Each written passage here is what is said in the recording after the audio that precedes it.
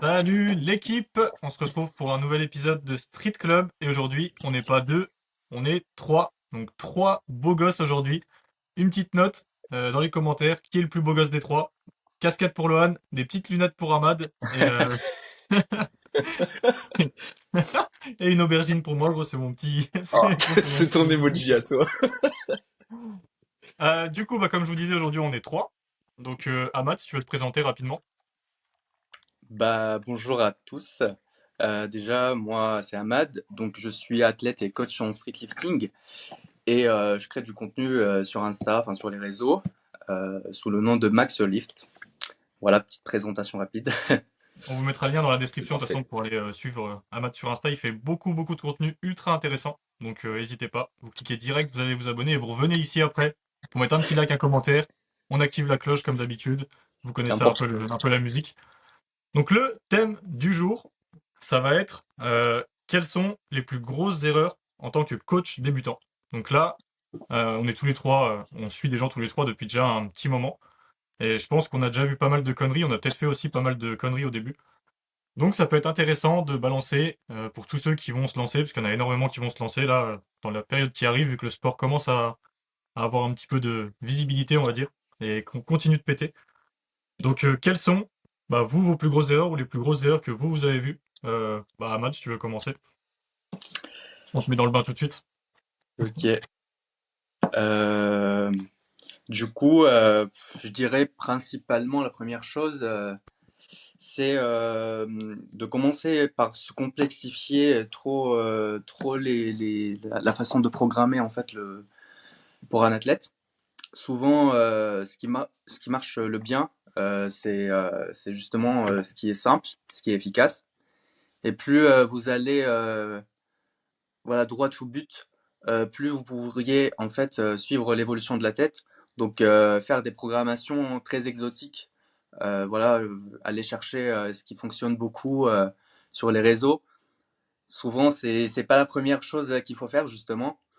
Donc je dirais ça, commencer par les choses les plus simples pour qu'ensuite vous pouvez justement développer. Euh, voilà, principalement, c'est une première piste. Lohan. Et vas-y Lohan, si tu veux envoyer un Une banger. petite punchline. C'est vrai que si on se réfère aussi un peu au podcast qu'on a eu précédemment avec Max, Mohamed n'était pas encore invité, mais heureusement qu'Ahmad est là pour nous étayer sur le chemin de la vérité. Euh, je dirais en vrai la première erreur principale, c'est la blessure. Moi, si je parle de mon cas personnel, c'est vrai que le traitement des blessures, ça a été quelque chose de complexe quand on est débutant et qu'on découvre une pratique, généralement avec la hype. On va vouloir continuer de travailler malgré des signaux potentiellement douloureux, ou que ce soit tendinite, par exemple, qui est la blessure la plus fréquente chez les débutants, qui incrémente trop de volume, trop d'intensité et qui font peut-être pas forcément de phase de décharge ou de récupération active, type déload. C'est vrai que le traitement des blessures, c'est quelque chose qui peut être vraiment impactant, je dirais même sur le long terme, dans le sens où si tu commences à traîner une petite gêne qui se transforme en blessure et que tu prends jamais le temps de la traiter et de ralentir, finalement tu te retrouves avec une grosse pression au long terme. Et en dehors de ça, moi, pour rejoindre un peu ce qu'Amada dit, et c'est plutôt l'erreur que j'ai pas fait moi au début de ma pratique en streetlifting, c'est que moi j'ai pris directement un coach. Et il y a beaucoup de débutants qui vont se dire, ouais, là je suis débutant, je découvre, je vais pas prendre un coach parce que ça sert à rien de prendre un coach en étant débutant. Les gars, si vous dites ça, c'est mort. Ça sert à rien de se dire ça. En fait, dans le sens où, comme on a toujours dit, le coach c'est un peu le GPS qui t'amène sur le bon chemin. Et surtout, j'ai vu une très bonne story, je crois que c'est Tesco qui a mis ça il y a pas longtemps, qui disait qu'en fait c'est beaucoup plus simple de travailler ta technique quand tu pars de rien et que t'as pas des habitudes claires qui sont installées, que de devoir retravailler ta technique quand tu as des habitudes qui sont déjà installées depuis longtemps. Donc si vous êtes dans cette situation et que vous vous êtes dit mince, enfin, j'ai envie de prendre un coach mais je vais pas le faire parce que je suis débutant et que ça sert à rien, bah les gars, il y a le contre-argument qui est juste là. Et c'est vrai que moi, dans mon cas, ça a été vraiment le truc, je pense, qui m'a pas mal fait step up, même comme avec Max, on en parlait, on aime bien s'auto-prog, avoir les connaissances, avoir un coach, c'est pas forcément j'ai des connaissances pendant un moment donné, et après, il n'y a plus rien. C'est vraiment, le mec m'apporte ses connaissances, Et si je sors du coaching, bah en fait, je peux m'autoprog. C'est toujours mieux d'avoir un coach objectif, mais vous allez avoir un certain nombre de connaissances qui vous permettront d'évoluer aussi dans votre pratique. Très très juste. Je rebondis un peu aussi sur ce que tu as dit. Tu vois, moi je pense qu'il y a un truc, c'est, tu vois, quand t'as été longtemps en auto-coaching, c'est, en fait, plus t'es longtemps en auto-coaching, plus c'est dur de se faire coacher après. Parce que Mm. tu crées tellement d'habitudes, de façons de faire, de connaissances de toi aussi. Si t'es bon, je veux dire, si tu fais pas n'importe quoi, tu vas tellement bien te connaître que peut-être que psychologiquement, tu vas peut-être remettre en compte un peu, enfin remettre en cause, pardon, ce que le coach risque de te faire et toujours un petit peu être dans la battle de dire ah moi j'aurais peut-être fait ça, moi j'aurais peut-être fait ça. Et ça c'est peut-être pas la bonne façon de penser quand t'es suivi par quelqu'un. Je pense en tout cas. Donc moi je serais plus ouais, pour se faire coacher, enfin un peu d'auto-coaching pour un peu faire des erreurs, faire des conneries. Et ensuite prendre quelqu'un du coup pour vous remettre sur le bon chemin et vous apprendre tous les petits trucs qui vous manquaient quand vous vous proguiez. Et il y a un petit truc moi que je faisais au début et que je fais plus maintenant, c'est qu'en fait tu vois quand je commençais avec quelqu'un, Mm. je balançais trop d'infos au début. Tu vois, genre j'avais tendance à, je me dis le mec il me donne des sous, il faut que je lui donne plein de trucs, tu vois. Et limite, sur les premiers retours, il pouvait durer 15 minutes parce que je donnais trop d'infos, tu vois. Genre, j'analysais tout de A à Z, je donnais ça, ça, ça, ça, ça, ça. Et bah, ça a pas duré longtemps parce que je me suis vite rendu compte que c'était à perte. Ouais. En fait, quand vous voulez que quelqu'un mette quelque chose en place, faut vous dire psychologiquement qu'il peut faire que une ou deux choses max par exo. Et si c'est en plus, si c'est des gros points techniques, c'est déjà beaucoup. Deux choses, c'est déjà beaucoup. Donc, Mm. mettez-vous au minimum. Moi, ce que je fais, c'est que au départ, je fais une genre de liste des trucs à régler dans l'ordre. Et en fait, tant que le truc il est pas réglé, bah je passe pas au suivant. Parce que si le premier truc est pas réglé, que tu passes au suivant, qui est toujours pas réglé, que tu passes au suivant, en fait c'est comme à l'école. Tu crées des lacunes petit à petit. Et quand tu vas te retrouver tout en bas de la liste, en fait tu te rendras compte que t'es qu'à 50% de chaque truc. Et bah soit tu repars dès le début, et du coup bah le mec il va plus te prendre au sérieux, parce que tu lui redemandes des choses que tu lui as demandé il y a 6 mois, et tu lui demandes plus rien d'autre. Donc il va se dire ouais, ça veut dire que je l'ai toujours pas acquis, donc c'est pas logique. Ou soit, bah comme je vous dis, vous prenez les points un par un, vous les mettez en place et une fois qu'ils sont acquis ou acquis, il y a un prof de français dans le... Ah, vous m'avez Acquéri, compris. acquéri.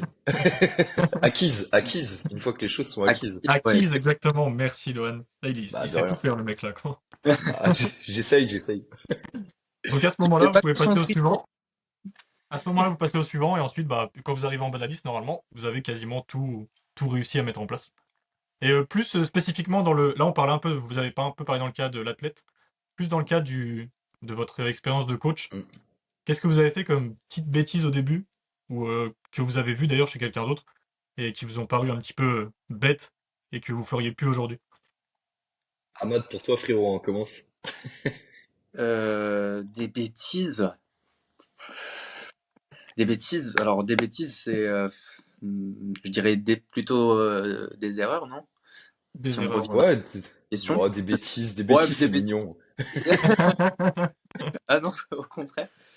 Euh, Bah, je vais peut-être un peu te rejoindre sur le point que tu viens d'expliquer. C'est de bombarder justement l'athlète en termes d'infos. Alors, c'est pas toujours facile parce que c'est ça ce qui fait la difficulté en fait dans la pédagogie qu'il faut avoir dans un coaching. C'est je vois la vidéo et quand plus tu as de l'expérience, plus tu arrives à voir beaucoup de choses d'un seul coup. Et du coup, ce qui est intéressant, c'est vraiment de prioriser.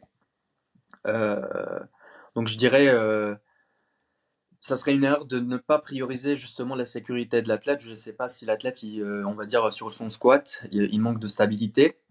On voit que, je sais pas, son routing, il est pas efficace, que son dérac, déjà je commence par le dérac parce que je pense que c'est le truc qu'on voit le plus souvent et qui est parfois trop négligé, le dérac. Et ben, si tu es pas stable sur le dérac, si tu génères pas correctement la tension et tout, je vois pas comment tu vas pouvoir squat correctement. Et bah, du coup, ouais, c'est tout ce qui concerne la, tout ce qui peut impacter la sécurité de l'athlète lors du mouvement, le setup, le placement et tout.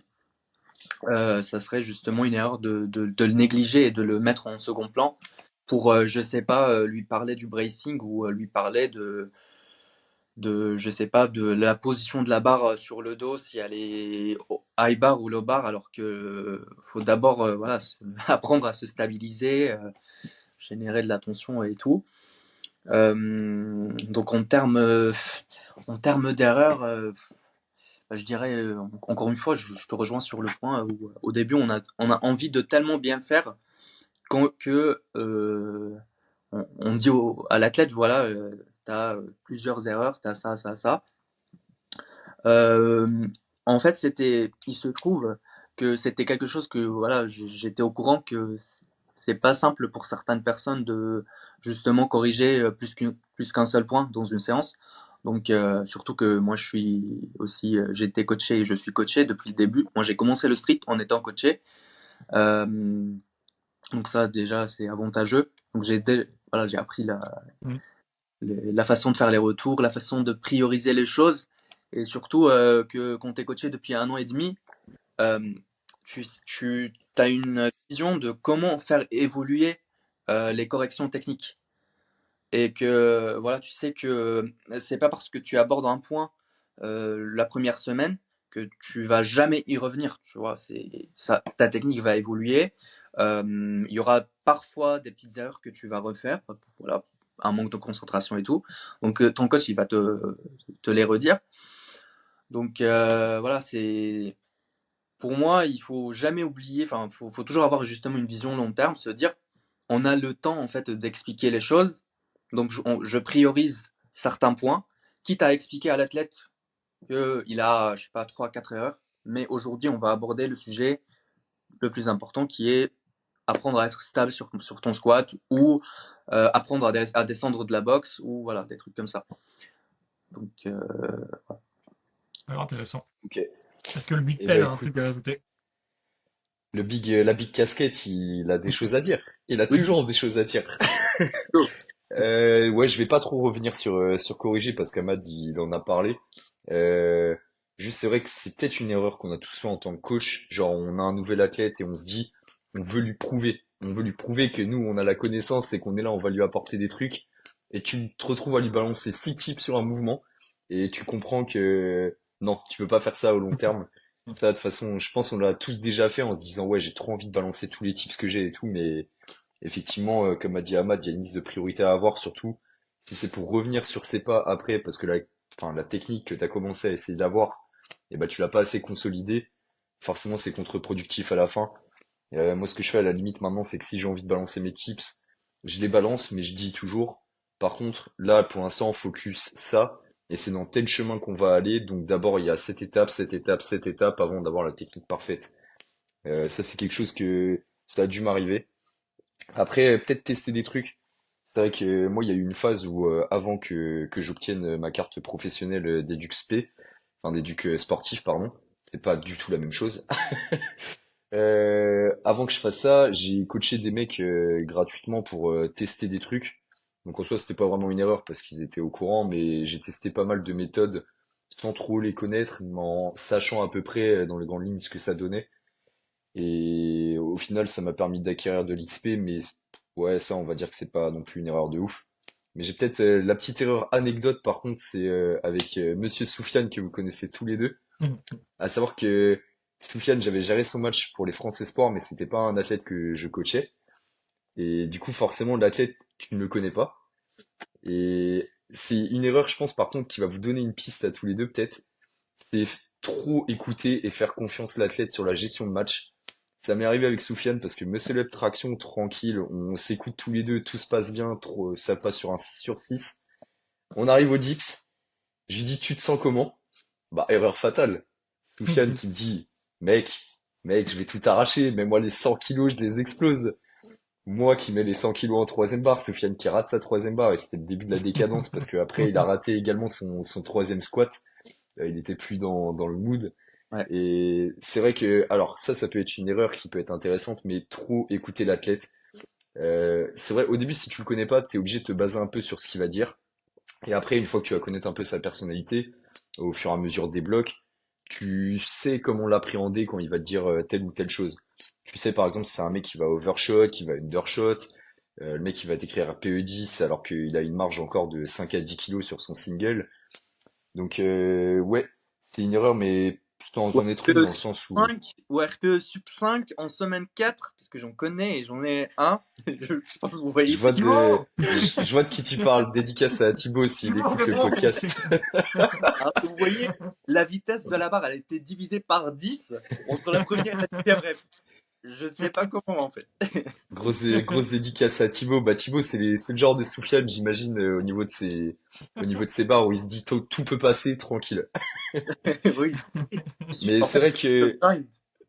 si on veut éviter cette erreur-là, en fait, faut juste prêter attention à l'athlète dans le sens où tu vas chercher à analyser sa personnalité avant d'analyser peut-être ce qui va marcher le mieux sur lui, etc., etc. Enfin, je sais pas comment expliquer ça, mais juste ouais, si vous voulez éviter les erreurs, que ce soit au niveau de la gestion de match, au niveau de vos incrémentations ou tout ce que vous voulez, même si vous êtes en autoprog, apprenez à bien vous connaître, apprenez à être objectif si vous êtes en autoprog, et si vous êtes coach, et bah tout simplement apprenez votre athlète.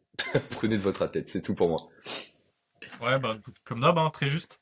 Je suis grave d'accord avec toi. Surtout sur le fait de bien se connaître. Parce que, ouais, comme tu dis, les incréments, ils peuvent changer par rapport un peu au caractère de la personne, un peu à sa façon d'être. Il y en a qui sont style un petit peu à se mettre dans la hype. Et si tu leur mets pas des incréments qui sont quand même assez importants et un petit peu de challenge assez régulièrement, ils vont carrément perdre le feed. Et en fait, je me rends compte même que des fois, du coup, sur des trucs faciles, vu qu'ils les prennent pas au sérieux, ils sont encore plus nuls que si tu lui mettais du lourd. Et ils font limite augmenter le RPE parce qu'ils sont pas dedans du tout. Donc selon les profils, faut vraiment ultra individualiser ce genre de truc. Et juste pour revenir à un petit truc, au début de ce qu'a dit Ahmad tout à l'heure, sur la façon de prioriser, moi j'ai un truc tout con, c'est qu'en fait, tout premier truc, comme tu disais tout à l'heure, je prends la sécurité, donc c'est la base du truc. Donc ça je pense qu'on est tous d'accord, il n'y a pas de débat. Et ensuite, pour les petits soucis techniques, les petits trucs à régler, en fait je prends tout simplement le mouvement, à partir du moment où vous êtes devant votre box, et on règle les choses une à une. Donc par exemple, premier truc que vous faites, vous allez monter sur la box. Est-ce qu'elle est à la bonne hauteur? Est-ce qu'elle est bien placée? Et en fait, si vous prenez ça dans le sens-là, bah, vous réglez les choses dans l'ordre et vous pouvez pas vous tromper parce que chaque chose arrive l'une après l'autre. Et bah, du coup, dans votre tête, tout va s'enchaîner. Et en fait, il y a peu de chances que vous vous trompiez. Parce que du coup, une fois que la box elle est bien placée, bah, vous allez monter sur la box. Et est-ce qu'elle a la bonne hauteur? Bah, du coup, bah, vous pouvez régler la bonne hauteur.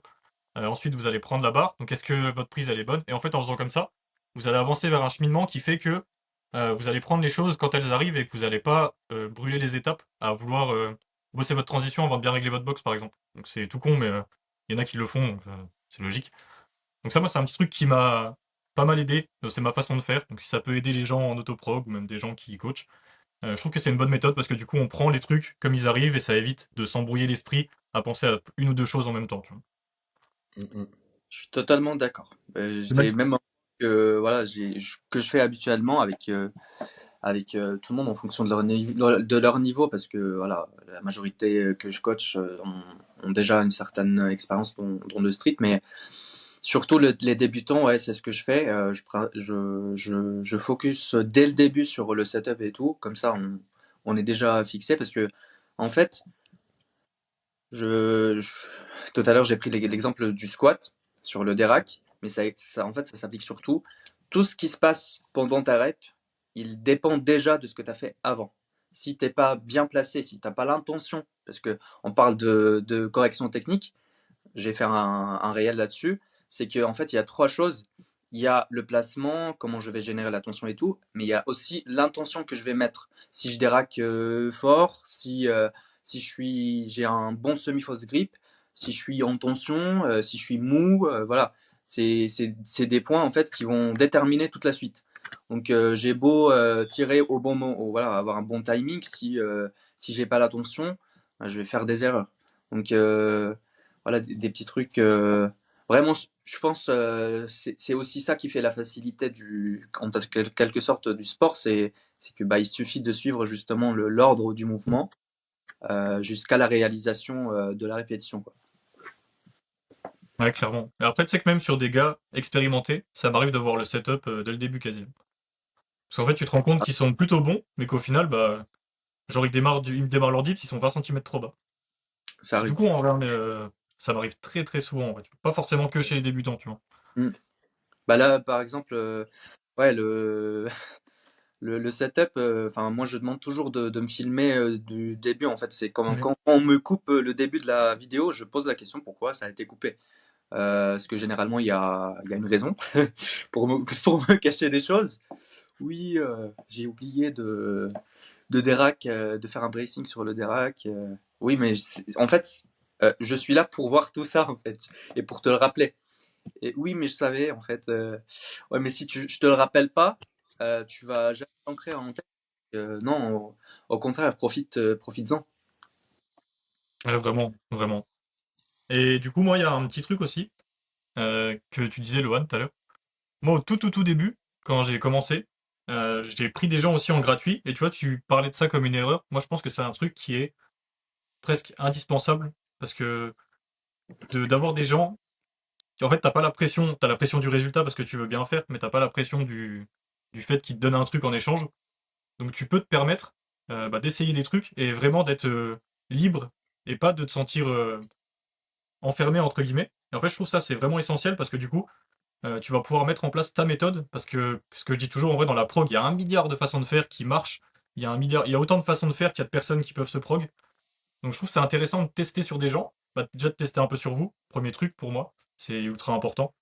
Et ensuite de tester sur des gens. Et si bah, votre méthode elle marche sur 20 personnes sur 20, vous serez peut-être resté sur des trucs ultra basiques que vous avez vu un peu partout, sans aller dans des méthodes exotiques. Mais un truc que vous avez vraiment vu partout, que vous avez un petit peu modifié à votre sauce, ça peut être ultra intéressant. Et je sais que moi, tu sais qu'à un moment, j'avais entre, entre 15 et 17 personnes full gratuit, genre. En gros, c'était une dinguerie. Mais par contre, du coup, ça m'a appris énormément de trucs. Et ça, je trouve que c'est vraiment. Pour moi, c'est pas une erreur, c'est ultra important de le faire, tu vois. Je sais que c'est compliqué parce que du coup, bah, tu passes une grosse phase où tu gagnes rien. Mais par contre, pour la suite, ça En te fait, donne une putain d'expérience de fou. Si t'as des gens impliqués qui suivent le truc, tu vois. mm,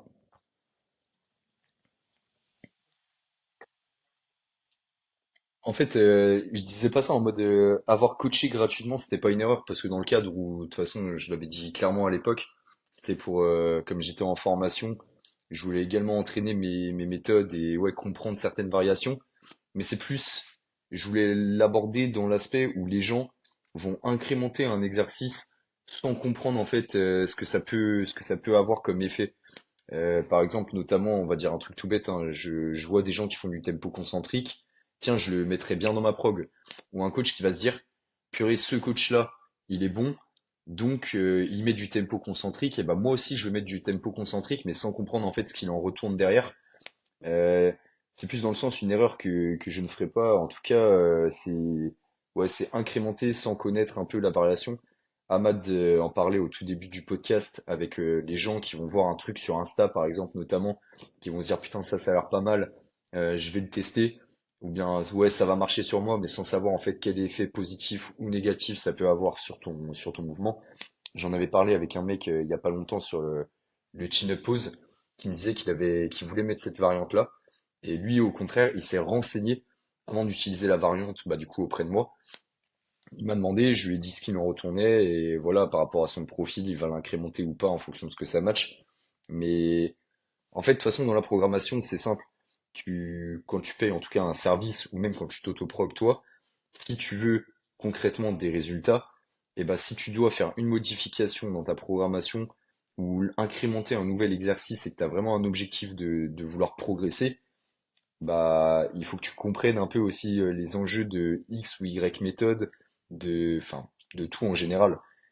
Ouais, faut pas laisser les choses au hasard en fait, ou même juste se dire si lui le fait, ça va forcément marcher sur moi.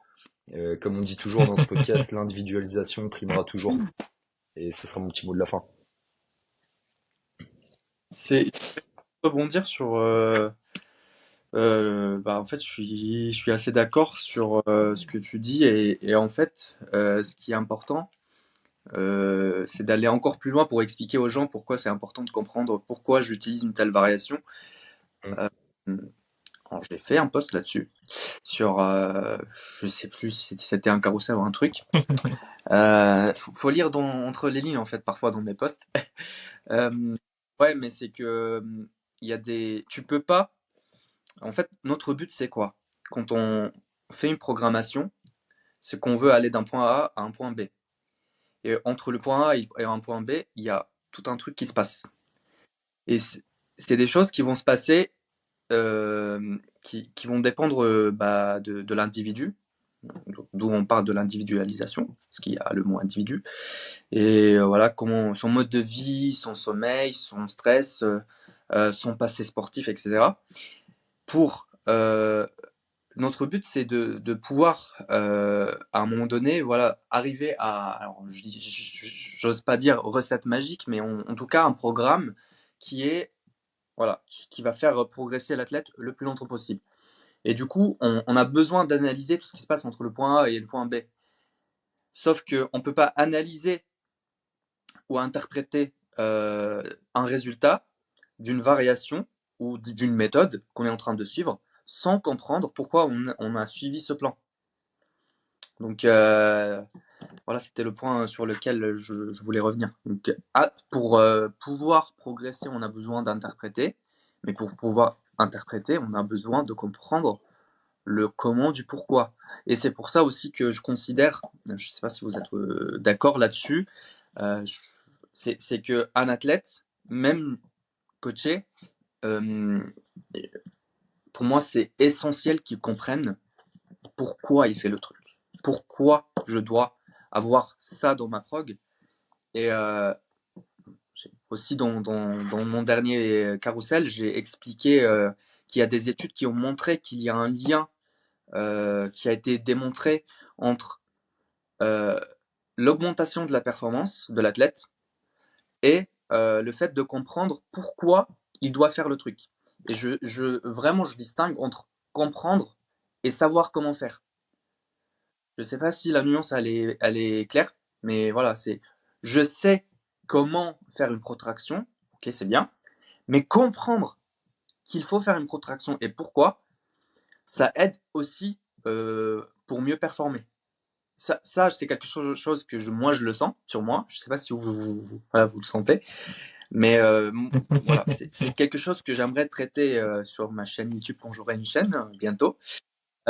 C'est vraiment la compréhension, parce que je me suis noté, enfin, je me suis posé la question, euh, comment notre cerveau interprète une technique. Parce que oui, on parle de technique, je vais vous expliquer comment corriger la technique et tout. Sauf qu'on sait que tu vas donner un conseil à un athlète à un athlète A et un athlète B qui ont la même erreur, tu vas pas le donner de la même façon déjà. En fait, l'individualisation, elle fait partie aussi de ta façon d'exprimer les choses. Au début, bon, tu connais pas l'athlète A et l'athlète B, tu vas peut-être l'exprimer à ta façon et tu vas te rendre compte que l'athlète, il n'a pas compris, ou il a compris, il l'a corrigé tout de suite, ou il a compris, mais il n'a pas réussi à le corriger. Ça, c'est des choses, voilà. Donc oui, c'est comment en fait notre cerveau interprète enfin, tout ce qui concerne le schéma moteur et tout. Ça c'est vraiment un sujet qui est assez passionnant et faudrait se plonger dans les études de neurosciences, de psychologie, de physiologie un peu pour et ça enfin, c'est quelque chose qui me passionne beaucoup. Donc préparez-vous les gars sur Mais sur voilà de voir ce sujet un jour sur YouTube. Juste en dehors de ça, je fais un petit parallèle rapide. Tu dis peut-être la compréhension, etc. Mais là où tu parlais le plus, c'est la manière dont le coach apporte l'information. Et on en a déjà discuté avec Maxou en off de la méthode Disc Nova en management des profils de couleurs. Et en fait, c'est vrai que quand t'es coach, faut savoir comment t'apportes l'information à ton athlète. Et cette méthode, elle est un peu faite pour cibler comment parler à X ou Y profil. Imaginons que moi je suis rouge, c'est-à-dire je suis le mec où il faut me parler cash, il faut m'apporter l'information vite et pas trop m'en dire, un peu directif. Imaginons qu'Amad, toi t'es le profil vert où tu peux divaguer mais tu peux apporter à la fois plein d'informations et t'es quelqu'un de super empathique.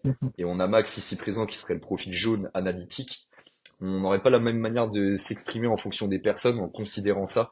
Ça veut dire que moi par exemple, je sais que si je parle à Max, je vais essayer de lui prouver ce que je dis avec des chiffres, de lui apporter des stats. Si je viens de parler à toi, je vais peut-être plus te parler avec les sentiments.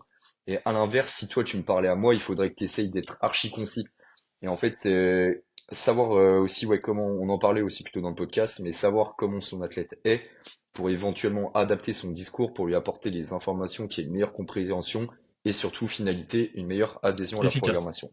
Voilà Et ce du que coup, je voulais dire par petit rapport au parallèle, management. parce que Parfait. ça fait 30 minutes et on va Toujours. couper le podcast ici. Et comme Ahmad disait, on va parler un peu d'études. Donc si vous voulez suivre ça, ça sera sur la chaîne de Lohan la semaine prochaine. Pour nous, ça va être dans 2-3 minutes, peut-être une demi-heure, le temps qu'Ahmad réussisse à mettre l'appli sur son téléphone.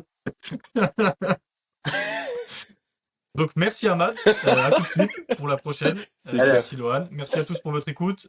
Petit commentaire comme d'habitude, petit like, vous connaissez, la casquette pour dire que Lohan est beau gosse avant qu'il le dise, les lunettes pour Ahmad, l'aubergine pour moi, et on se dit à samedi pour ma vidéo, à mercredi pour le prochain podcast sur la chaîne de Lohan, et mercredi d'après sur le mien. À ciao l'équipe, merci pour tout. Ciao les loulous. salut.